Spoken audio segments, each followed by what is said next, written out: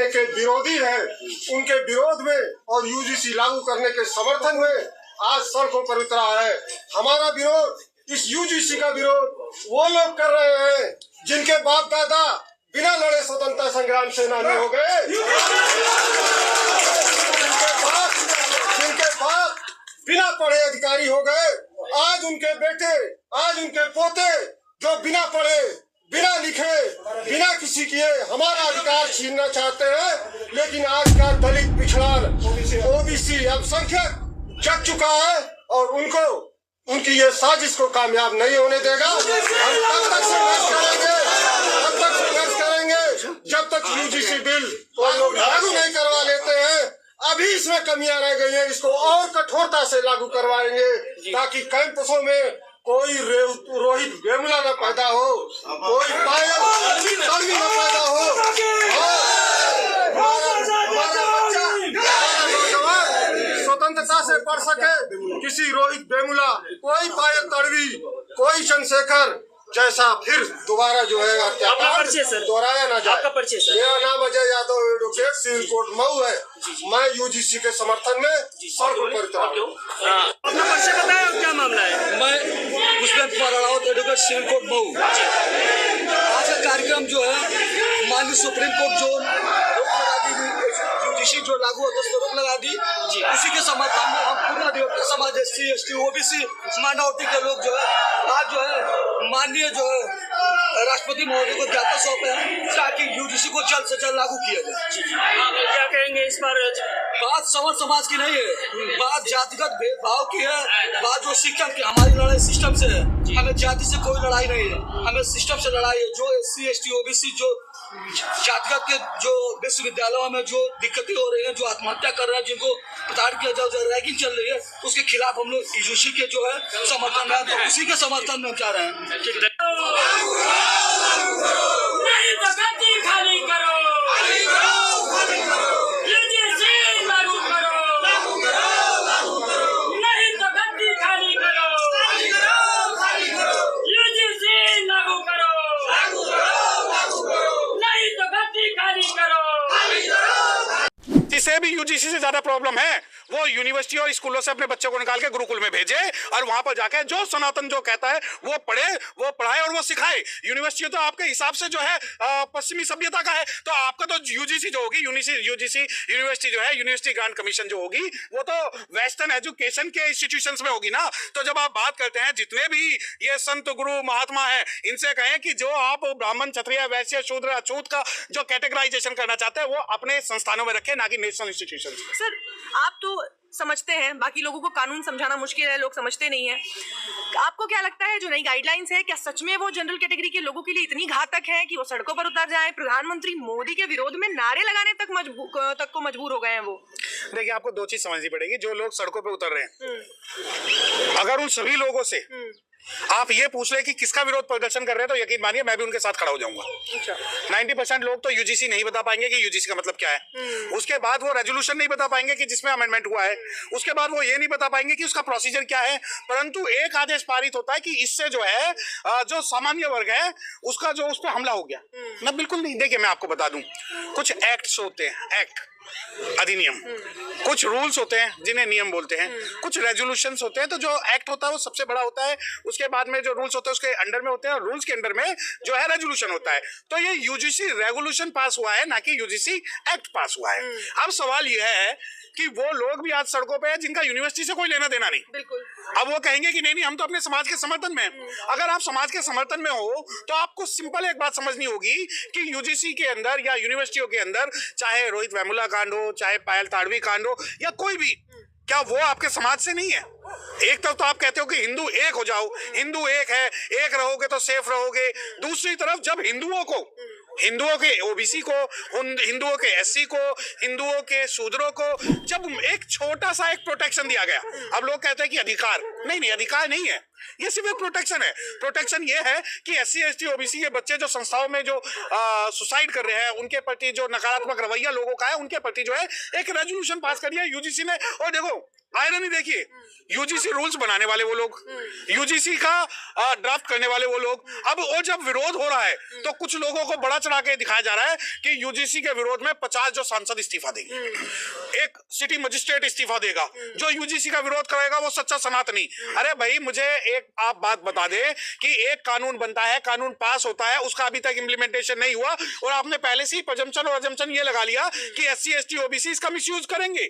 आप दो बात समझिए कि क्या यूजीसी रेजोल्यूशन बिल्कुल टोटली फाइनल है, उसके पीछे अपील नहीं हो सकती, या उस यूजीसी रेजोल्यूशन के बाद ना न्यायालय, ना कोर्ट, ना एडमिनिस्ट्रेटिव अपील, कुछ भी नहीं है? ऐसा नहीं है। लोगों को पहले यूजीसी रेगुलेशन पढ़ना होगा, रेजोल्यूशन पढ़ना होगा। और जो यूजीसी जो रेगुलेशंस है, ये सारे के सारे रेगुलेशंस जो है वो सभी के लिए है, न केवल SC ST OBC और माइनॉरिटीज के लिए। लोग ये भी कह रहे हैं कि जगदीश सिंह जो इस मामले में है, यूजीसी के चेयरमैन है, उन्होंने जानबूझकर ओबीसीज को इसमें ऐड किया है और ये उनकी कारस्तानी है। देखिए, मुझे एक बात बताइए कि अगर आप लोग आरोपियों के पक्ष में खुल के खड़े हो सकते हैं तो SC ST OBC समाज आज पूरे भारत में सिर्फ अपने लिए एक प्रोटेक्शन की मांग कर रहा है। आप उसका विरोध ये कह रहे हो कि भाई मोदी को भी जो है, माननीय प्रधानमंत्री मोदी को भी जाति सूचक गालियां दे रहे हैं, यूजीसी चेयरमैन को भी ये जाति सूचक जो गालियां दे रहे हैं। मुझे बताओ, एक तरफ तो आप हिंदू एक रहेगा, हिंदू अखंड हिंदू की बात करते हैं, अखंड भारत की बात करते हैं, दूसरी तरफ प्रोटेक्शन जब मिली उन्हें, और प्रोटेक्शन अत्याचार के खिलाफ है,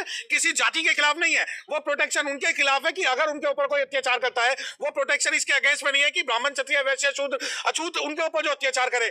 अब इस चीज को समझने की जरूरत यह है कि आज का पैरामीटर देखिए, सिनेरियो देखिए कि हर मीडिया वाला, जो मेन स्ट्रीम मीडिया है, वो यूजीसी को काला कानून बता रहा है। और यही लोग थे जो ये आज सिनेरियो चला रहे हैं कि यूजीसी का मतलब SC ST एक्ट है। अरे भाई, यूजीसी बिल्कुल जो रेगुलेशंस है, रेजोल्यूशंस है, वो बिल्कुल अलग है।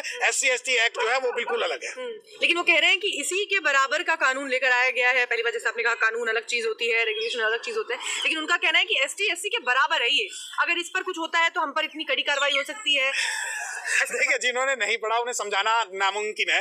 ये एक ये समझना नहीं चाहते, ये कहना चाहते हैं कि हमारे खिलाफ या यूजीसी के समर्थन में अगर कोई भी चीज जो आप पास करोगे हम उसका विरोध करेंगे।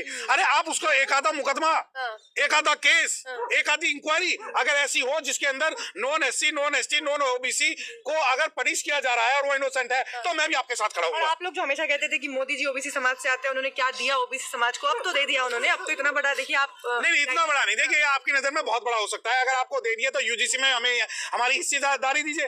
आप हमें लॉलीपॉप देके सोचते हैं कि हम प्रोटेक्शन देके आपको सब खरीद लेंगे। आप मुझे, मैं तब माननीय जनरल कैटेगरी को नहीं, मेरी बात सुनिए। मैं माननीय मोदी जी का जब धन्यवाद देता जब वो पूरे भारत के अंदर SC ST OBC के वाइस चांसलर बनाते, कुलपति बनाते, प्रोफेसर बनाते, असिस्टेंट प्रोफेसर बनाते और उनके लिए जितनी भी वैकेंसी जो खालियां उनमें करते, तो मुझे यूजीसी रेगुलेशन से ज्यादा उसमें फायदा होता। परंतु आप ये दिखा रहे हैं कि इस छोटी सी चीज को, एक प्रोटेक्शन का एक लॉ है, हजारों भारत के अंदर लॉ है जिसके अंदर अमेंडमेंट जो है टाइम टू टाइम चलता रहता है, क्योंकि कोई भी लॉ अगर रिजिड होगा और स्ट्रिक्ट होगा तो वो टूट जाएगा। इवन जो कॉन्स्टिट्यूशन ऑफ इंडिया है वो भी अपने आप को अमेंड करने की परमिशन आर्टिकल 368 के अंदर में देता है। अब आप ये कहें कि नहीं अमेंड नहीं होना चाहिए, समय के हिसाब से SC ST OBC और माइनॉरिटीज के बच्चे जब यूनिवर्सिटीज में जा रहे हैं, और ये केवल सिर्फ यूजीसी का रेगुलेशन नहीं है, इसके अंदर सुप्रीम कोर्ट ने भी कई गाइडलाइन दी है, जो पायल ताड़वी केस में हुई, उससे पहले हुई, ministry of law and justice ने भी इस बारे में कई बात की है, उसके अलावा मिनिस्ट्री ऑफ एजुकेशन के अंदर में भी इस पर चर्चा हुई। तो ऐसा नहीं है कि सिर्फ यूजीसी ने बनाया है, लोगों को समझने का फेर है। आप ये मानिए कि अगर किसी भी इनोसेंट बच्चे का, चाहे वो जनरल कैटेगरी का हो, नॉन SC ST OBC हो, उसके खिलाफ अगर कोई कार्रवाई इलीगल होती तो हम भी इस बिल का विरोध करते हैं। परंतु अभी तक कोई भी एग्जाम्पल ऐसा नहीं आया है और अभी तक ये सिर्फ और सिर्फ एक प्रपंच है। और मैं सबसे एक निवेदन करूंगा कि पहले जो यूजीसी बिल है उसे पढ़ ले, उस पर एक ओपन डिबेट रखे, उसमें नेगेटिव बताए, पॉजिटिव बताए, परंतु इस प्रकार थ्रेट ना करे कि पूरे भारत को हम जला देंगे, आग लगा देंगे। तो मैं बस खुल के एक बात कहना चाहता हूं कि यहाँ पर जो सुप्रीम कोर्ट है, सुप्रीम कोर्ट इसका प्रोटेक्टर ऑफ द कॉन्स्टिट्यूशन है, पार्लियामेंट है, और हम पूरा सम्मान जो है पार्लियामेंट का और कॉन्स्टिट्यूशन का और यूजीसी रेगुलेशन का करते हैं। सर परमहंस दास है, उन्होंने नरेंद्र मोदी से क्षमृत की मांग की है यूजीसी के मुद्दे पर। ना, ये तो बहुत बढ़िया है। उनसे मांग क्यों कर रहे हैं? आप उसे एग्जीक्यूट कर लीजिए, क्योंकि हो सकता है माननीय नरेंद्र मोदी जी जो है उनके पास वो लेटर ही ना पहुंचे। तो जिसे जो करना है, मान लो इस्तीफा देना है और कुछ करना है, तो उसकी व्यक्तिगत स्वतंत्रता है, उसके अंदर नरेंद्र मोदी जी से आप परमिशन क्यों ले रहे हैं? अगर आप ये थ्रेटन करके इस पूरे SC ST OBC समाज को धमकाकर ये दिखाना चाहते हो कि आप एकजुट है, तो यकीन मानिए SC ST OBC भी आज एकजुट है। मनन मिश्रा मैदान में है, कह रहे हैं कि हम जो है लागू नहीं होने देंगे किसी कीमत पे। नहीं ठीक है, आप लागू नहीं होने दीजिए, तो हम भी वक्त आने दे बता देंगे तुझे आसमां। हम अभी से क्या बताएं, क्या हमारे दिल में है। आज OBC समाज जो है वो SC ST बच्चों के साथ में और अपने बच्चों के साथ में कंधे से कंधा मिला के खड़ा है। कास्ट के लोगों का कहना है कि उनके बच्चों के साथ खिलवाड़ किया गया है, भविष्य उनका जो है एक तरफ नरक में भेज दिया। देखिए मैं कहता हूँ, पहली बात तो अपर कास्ट नहीं है, ठीक है, ये इक्वल कास्ट है, कोई जनरल है, कोई SC है, कोई ST है, कोई OBC है और कोई माइनॉरिटीज है। दूसरी बात, आप लॉर्ड मैकाले को आप कोसते हैं, जो इंग्लिश एजुकेशन सिस्टम है आप उसे कोसते हैं।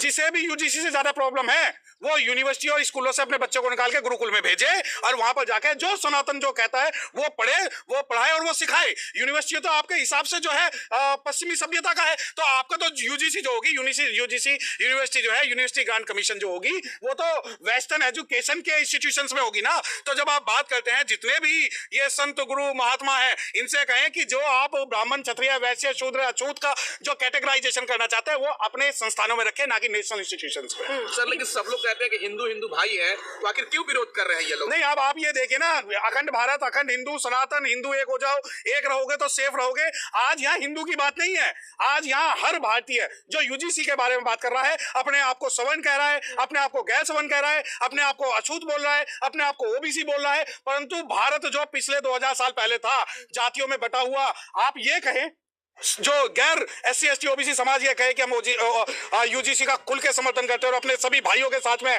तो यकीन मानिए जितने SC ST OBC जितने भी लोग इनसे थोड़े भी हद तक अगर विचलित है या इनसे असहमत है, वो इनके साथ खड़े होकर कंधे से कंधा मिला के भारत को अखंड भारत और सनातन भारत का बनाने का काम करते हैं। परंतु आज जो पढ़े लिखे बच्चों के खिलाफ ये हो रहा है, वो सारी की सारी जो है भारत को तोड़ने की साजिश है। सर, इस पूरे गाइडलाइंस में OBC को शामिल करना, क्या आपको लगता है आने वाले चुनावों के लिए रणनीति है? क्योंकि इस तरीके से जनरल कैटेगरी को नाखुश करके, उन्हें आक्रोशित करके आखिर बीजेपी तो कुछ नहीं हो सकती। नहीं, मैंने आपको बताया ना, ये जो OBC जब आप सब एक क्या सिनेरियो आज सेट कर दिया गया है कि UGC से जो नॉन SC ST OBC बच्चे हैं उनका जो शोषण होगा, ये बात सही नहीं है। एक तरफ तो प्रोटेक्शन की बात है, अब आप कहते हैं कि भाई OBC समाज को एकजुट करने की बात नहीं, यहाँ जो OBC समाज की बात नहीं है, यहाँ जो गरीब गरबा है। अब मैं एक बात बताता हूँ, क्या UGC में इस बात की रेगुलेशन नहीं है कि नॉन SC ST OBC बच्चे पे अगर कोई अत्याचार होता है तो क्या UGC उस पर एक्ट नहीं करेगी? मैं आपको बता रहा हूँ कि इंक्वायरी होगी, और मैं कई इंक्वायरी ऐसी है जिसके अंदर पोश act, POCSO act, UGC act, उसके अंदर नॉन SC ST OBC बच्चों को उनसे ज्यादा जो अधिकार अभी तक मिलता आ रहा है। और दूसरी बात, आप ये कहते हैं कि नहीं इससे शोषण हो रहा है। अरे शोषण का एक एग्जांपल दिखाए तो सही। आज पूरे भारत में जितने भी पोश एक्ट, जितने भी UGC एक्ट और जितने भी पोक्सो एक्ट या जितने भी इंस्टीट्यूशंस के अंदर में मुकदमे चल रहे हैं, उनके अंदर मैं एक बात कहता हूं, विक्टिम की कोई जाति नहीं है, चाहे वो SC हो, चाहे ST हो, चाहे OBC हो, चाहे शेड्यूल कास्ट हो, चाहे नॉन शेड्यूल कास्ट हो। रेप जो है वो सभी के होते हैं, गलत चीजें जो है सबके साथ होती हैं, परंतु इसको जाति के तौर पे देखना कि नहीं हम इसका विरोध करेंगे, वो बिल्कुल गलत है। सर, यही तो सवाल है कि OBC को इस तरीके से इसमें ऐड करके उन्हें खुश करने का एक ये नया तरीका है। नहीं, मैं नहीं मानता। देखिए, आप कल जो रिजर्वेशन जब मिला OBC कम्युनिटी को, तब भी यही बात उठ के आई थी, परंतु जब तक उनकी जिसकी संख्या भारी उसकी उतनी हिस्सेदारी का जो कॉन्सेप्ट है इम्प्लीमेंटेशन का है। अगर ये पूरी गाइडलाइंस को सही तरीके से इम्प्लीमेंट नहीं किया जाएगा, जो अगर आप पूरा जो ढांचा है उसको पढ़ते हैं, यूनिवर्सिटीज में जिस तरीके से वहां पर स्क्वाड बनाने की बात कही गई है, आज तक किसी कॉलेज में, किसी यूनिवर्सिटी में कोई भी स्क्वाड ढंग से काम कर नहीं पाया है। ये आज तक का इतिहास। मैं आज आपको एक बात बता देता हूँ, अगर UGC रेगुलेशन कैंसिल होता है तो इससे ज्यादा जो सबसे ज्यादा इफेक्टिव बच्चे होंगे नॉन SC ST OBC के होंगे, यानी कि जनरल कास्ट के होंगे।